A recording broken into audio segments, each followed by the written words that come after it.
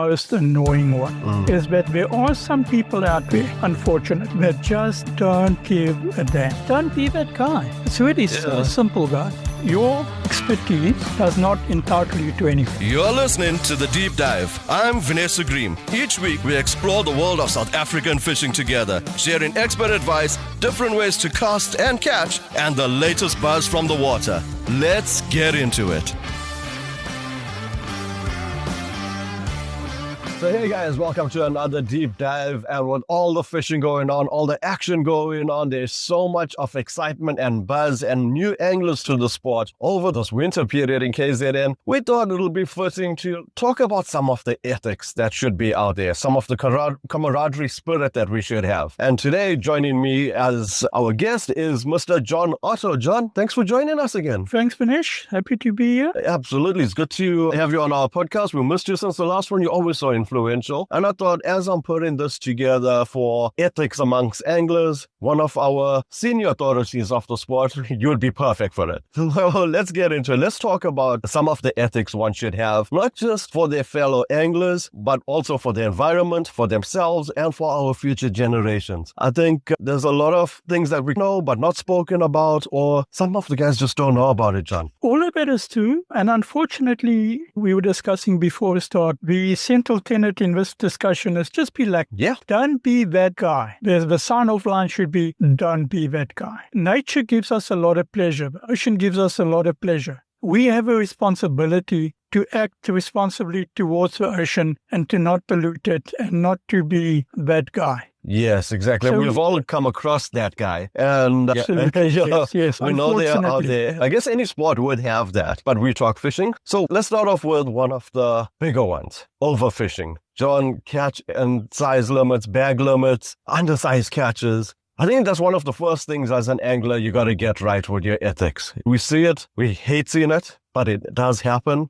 Could you elaborate a bit about that? Sure. What a way to start. I'm going to make myself... Enough said with your start. I'm going to make myself unpopular right off the first step. Of all of the things we're going to discuss today, I think this is probably the most annoying one, is that there are some people out there, unfortunately, that just don't give a damn. They will catch fish while the fish are biting, and they use all kinds of crackpot excuses to justify the slaughter of the fish. Unfortunately, while the sport is moving ahead in leaps and bounds in technology and innovation and popularity, there are always the cavemen level who judge the success of a trip by how many dead fish are in the cooler box. And they don't particularly care about sustainability. They don't care about conservation. Their only mission once they hit the beach is to catch as many fish as they can until their bait runs out. They have no respect for the resource because there's always been fish in their point of view, and there always will be fish. So what is all this high-fangled education, conservation nonsense?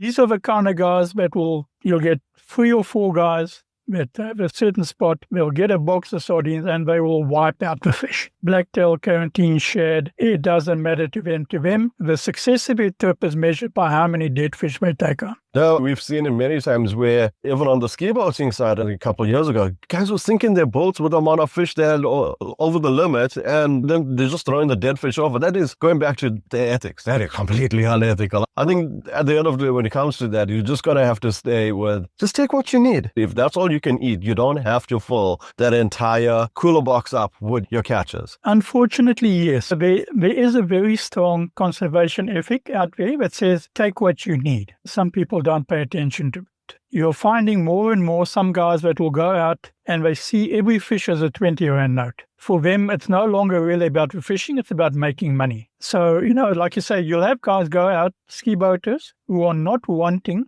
for money or finances. They'll take their $500,000 ski boat behind their $1 million Land Cruiser, and they'll go out and they'll catch 20 geelback. And then they'll sneak in and they'll find out that there's a conservation officer waiting for them at the jetty, and they will jettison 20 or 30 geelback so that they rock up at the wharf and don't get arrested. They've killed those fish. Yes. Damage is done. The fact that you don't get caught is a hollow reward for your efforts. Some of the backline boats went for a very bad patch a couple of years ago. Where they used to take 6 guys on a boat and they used to absolutely massacre the shad. Massacre the shad. The captain says, hey, I'm not judge, jury, and executioner. It's the individuals ethics here. They must catch 4 shad. The guys that are on the boat are saying, bugger that, I've paid 500 rand for my ticket. I'm going to catch as many shad as I can to claw back the money. So you're turning it into a money-making exercise. Yeah. Where the point is not to catch fish and have fun as a sport, but a commercial enterprise to catch as many shad that you're going to sell for 20 rand a shad, make your money back and pay for next week's trip. That's not fishing. No, that's not sport fishing at all. And I think when we're talking about ethics, there's that difference between being a sport angler versus, I don't know what you call the others. I think the current term is called a recreational commercial. Where if you can only catch 2 fish when he's a recreational angler, if he catches 20 when he's a commercial angler, when you suddenly flip over halfway through your trip from being fishing for a pot to fishing for money. Yeah. And it's a very nasty transition. No, sure. All right. Okay. So that the overfishing we spoke about, then also I think in line with that is about the handling of your fish. John, over this period, I've seen some guys, we always talk about, make sure your hands are wet and this and that, the other. And then also it's a way, even if you are going to take that fish home, I think there should be a certain amount of, I don't know if respect is the right word, to respect your catch or whatever it is, but to end its life humanly, if you are going to take it home. But I've seen guys really handle fish badly. You get that fish and you just slam it onto the floor and you just leave it there to bleed out on the rocks. It's not a nice topic to talk about. I think the ethics has been lost with certain anglers, and I think the more awareness we get out to let anglers know. Someone can point fingers at the gun how to handle a fish ethically, or how to treat your catch, or just respect for the sport. It is absolutely about respect for the sport and for your quarry, your fish. Yeah. Have respect for the fish. If you're going to keep a fish, and I'm not saying you should put all your fish back under no circumstances. Fish are good to eat, it's nutritional, nothing wrong with enjoying the fruits of your sport. But as you say, there's no need to let a fish flop around on the sand and die a long agonizing death. I don't want to sound like a two-year-old. Fishing is a blood sport, so the fish is eventually going to die. That's about you harvesting the fish. You're going to take it home. You're going to eat it. Treat the fish with respect. Kill it immediately. Bleed it on the beach. Your fish is going to taste 100% better. Put it in a cooler box under some ice. Don't leave it on the beach to be dry. Don't leave it on the deck of a boat to turn into a biltong. So make sure it's in the best possible condition to eat, and also be humane towards the fish on a different level of respect. I've seen guys fishing for shad, and when they catch a shark, they either leave a shark to die on the beach because it's interfering with their fish, or they slash the poor fish's jaw open to get their trace back. They don't care because it's not their target species. It's revolting, guys. We have to be better. We don't have to be paragons of virtue, but we have to be better. This is one of the reasons what triggered the podcast for us to chat about this, is because a couple of weeks ago, about 2 weeks ago, I had one of our fellow anglers send me a message saying, "Vinesh, please." He goes out to fish this morning and there's a grey shark with a trace still in its mouth, but just left on the sand, dead. And I'm thinking, no, that is unethical. We need some education behind this. We need some awareness behind this. So to do something like that is ridiculous. You obviously, you're on with that shark and you bring it out. Why just leave it out there like that? If you had a way to bring it out, surely you got a way to put it back in. Honestly, you're not going to take it home. You're not going to eat it. Why leave it on the beach to die? It makes no sort of sense. Yeah. And you have guys that actually will catch small skates, will catch small lessons, and they'll just leave them on a beach. Really, even if you don't want to mess with a shark to take your hook out, cut the trace, put fish back in the water, it'll be fine. Yes. If you leave it on a beach, it's dead. The damage is done. Yeah, sure. And you're not taking it. You've achieved nothing and you've created a problem. And be that guy. We are a user of a resource. We have a responsibility towards using it responsibly. Not catching too many fish, treating the fish correctly. It all feeds into each other. Yeah. I have a saying that the way you do one thing is the way you do everything. Yes. You cannot be a conservationist and put shad number 5 back in the water and when you leave a shark out to die on the beach. Those two ideas are completely in contradiction to each other. All right. So now there was respect for our nature. There was respect for our species. We got so much more to talk about, John. We need to round off just now. However, I want to talk about respect for fellow anglers. The camaraderie on the rocks. We see the rocks packed, lots of rods out right now, side by each other. It's good. It's great for the sport. Lots of new anglers coming in. Now, we're talking about this because it's the sardine run going on and there's a lot of action out there and a lot of people are getting excited and encouraged about fishing. They want to try it out. However, there should be a certain amount of ethics to new anglers or just a fellow angler that's standing next to you. I saw a great example of this, right? We go to Nyonyo Rocks, the shadow coming out. Obviously, we've got the guys on the other side. They're fishing for garrick and the guy gets his garrick, he hooks onto his garrick. And what was great to see was that all the other anglers just pull out their baits and they gave the guy his space and time to fight his fish nicely, land his fish properly, and bring his fish out and have his moment with whatever he was going to do with that garrick. And then as soon as that was out, then we had the shad anglers going back onto the rocks when we were fishing for shad lines all over. It's drift traces, it's top bungs, it's throwing spoons. So as much as all that commotion was going on, we saw when there was a big fish on with a fellow angler out there, he was allowed to do what he had to do. So I thought that was a beautiful example of good ethics amongst all those anglers. It's like, all right, yeah, okay, the shad are going to be there all day or whatever it may be or all morning or whatever. But when someone else was on, give him his space. Now, you've worked with many anglers before on senior levels as well as development levels. Let's talk about the respect one should have for another angler. I love that example you gave because that is what should happen. You're fishing for shad. Here's a guy with a more noteworthy fish, be it a garrick, be a snook, be a cob. He's got a bigger fish than you. Get out of his way. It costs you nothing. Now, all of us anglers got out of this guy's way. Nobody had to tell them to do it. At a certain level in your sport, the guy with the fish on has got the right of way. Once he's out of your way, you carry on fishing. It requires so little of you. Don't be that guy.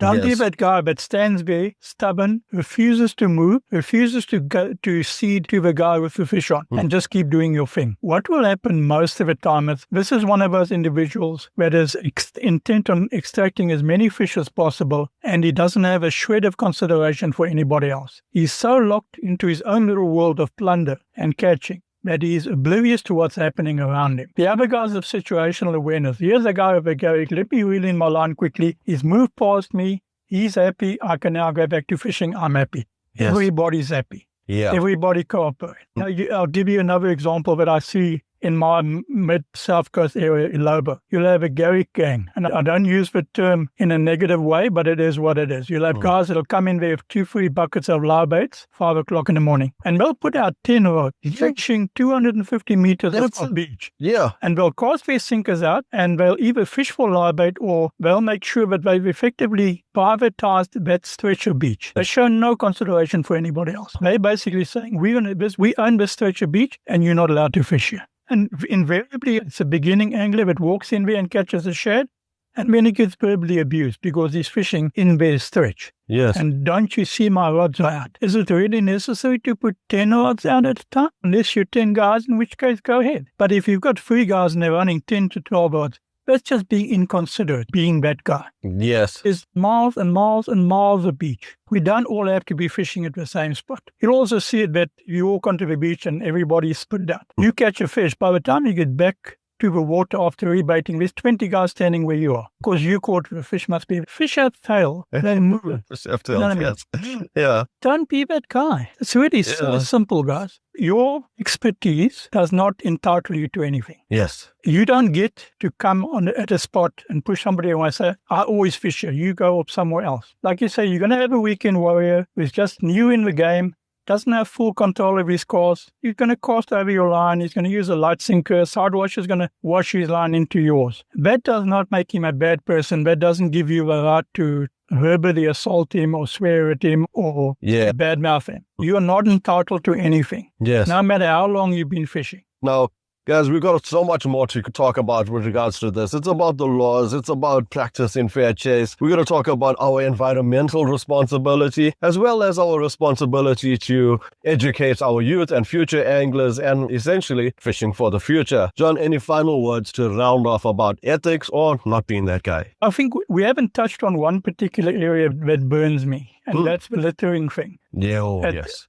Anglers have got a very bad reputation for leaving a mess behind on the beach. They walk onto the beach for all night trip and there's bags of food and drinks and bait and packets, and they walk off and there's sardines, there's boxes, plastic bags, 2-liter bottles, beer bottles, with baits on. Yeah. Come on, guys. We have to be better. We have to be better. If nothing else, take your stuff off a beach. If you can, spend 5 minutes, pick up somebody else's mess. It all helps. It does, certainly. I tell all the guys, all you have to do is just clean 1 square meter around you. Just keep that area clean. If everyone does that, we've got that entire rocks clean or that entire fishing area clean. So, yeah, totally agree with you. I hear people say, when they remark about the litter, they always say, I wonder what this guy's house looks like. That's an excuse. That is an excuse. Even if your house looks like a pigsty, please don't make the beach look like a pigsty. Yeah. Because what will happen is residents will get annoyed with it. They'll have dogs eating hooks. There's going to be veterinary bills. Then those residents get together and they get a local law passed that you can't fish there, and now you get upset because this is now discrimination or gatekeeping or whatever. It all started with you making a mess, but you don't want to take any accountability for that because in your eyes, it's not a problem. It is a problem.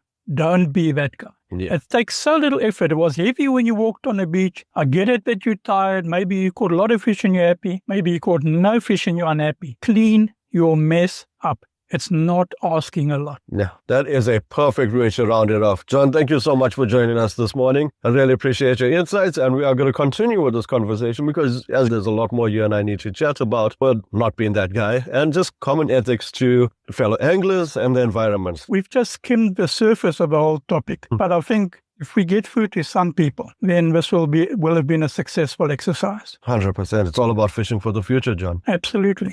All right, guys. With that being said, until the next one. That's it for this week on The Deep Dive. If you're after the latest catches and hotspots, don't miss the Angler News SA podcast. Until next time, let's fish for the future.